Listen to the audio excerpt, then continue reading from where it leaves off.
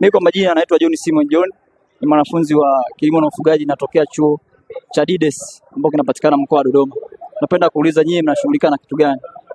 Okay, sisi tunaitwa Sugeko, Sokoine University Graduate Entrepreneurs Cooperative.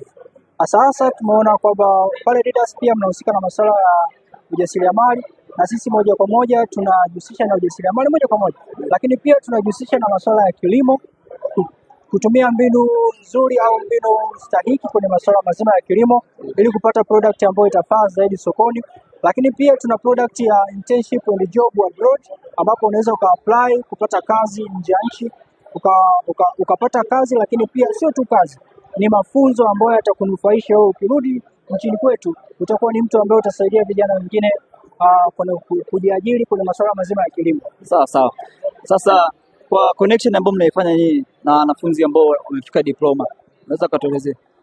Of course, kwa sasa wanafunzi wa diploma tunatumia wanafunzi waliosomea masuala ya livestock, hasa wale wa livestock, animal waste and production.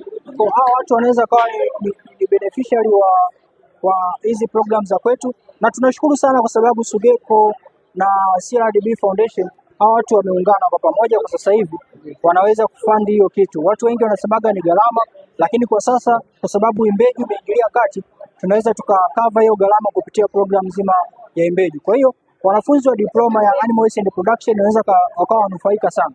Karibuni sana kama mtakuwa. Naomba uweze kuelezea kidogo kampuni ya Imbeju kwa ufupi zaidi. Okay.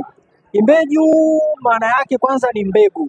Ni lugha ya Kibantu iliyotumika, lakini sana sana ina maana ya mbegu. Sawa?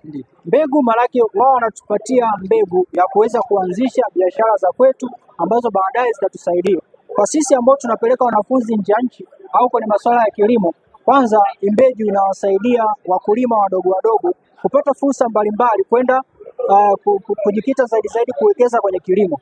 Lakini pia Imbeju inawasaidia wanafunzi ambao wapo Tanzania wanahitaji kwenda huko nje. Tunajua kipato chetu sio kikubwa sana, kwa hiyo inawasaidia wanafunzi wengi kutoka hapa Tanzania kwenda huko nje. Tunajua inakuwa ina gharama ile kitu, kwa kugharamia kila kitu, kuanzia kwenye tiketi, visa, kuanzia kwenye pocket money, kuja kwenye zile fees za wale agents, yote Imbeju wanakava. Sasa tunashukuru sana, lakini pia ni kama ombi. Naam, yeye nimesema ni taasisi na imekaa ni taasisi kubwa sana. Karibu sana. Tulikuwa tunaomba kama kuna uwezekano hamwezi mkafika chuoni kwetu kwa ajili ya kuwapa na wanafunzi wenzetu elimu. Mimi nitapenda nifike kwa sababu mwaka huu ulipoanza tulikuwa tuna outreach programs. Tunatamani kutembelea vyuo mbalimbali ambavyo hasa vinatoa hizi programs za kilimo. Tunajua watu wengi wanahitaji kuwa wanufaika, lakini hawana uelewa kwamba tunahitaji kwenda huko nje.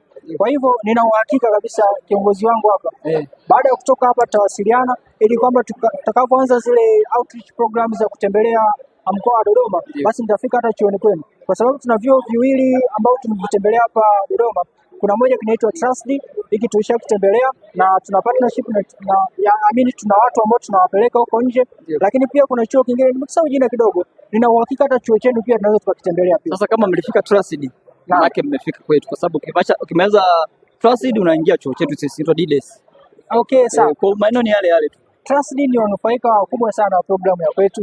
Tuna wanafunzi ambao sasa hivi wako nje wamepitia Sugeko na walitoka Trustd pale. Nina uhakika hata Dides hapo tunaweza tukapita na tukaanza kuchukua wanafunzi tukapeleka huko nje, na kwa kuwa CRDB tayari wameshaweka mpunga, hela, chekwa, mbumba, tuna uhakika kabisa tunaweza tukafanikisha hii. Karibu sana kiongozi. Mimi nashukuru sana. Nashukuru sana. Asante sana. Tuko pamoja. Karibu sana mkuu. Sawa. Asante.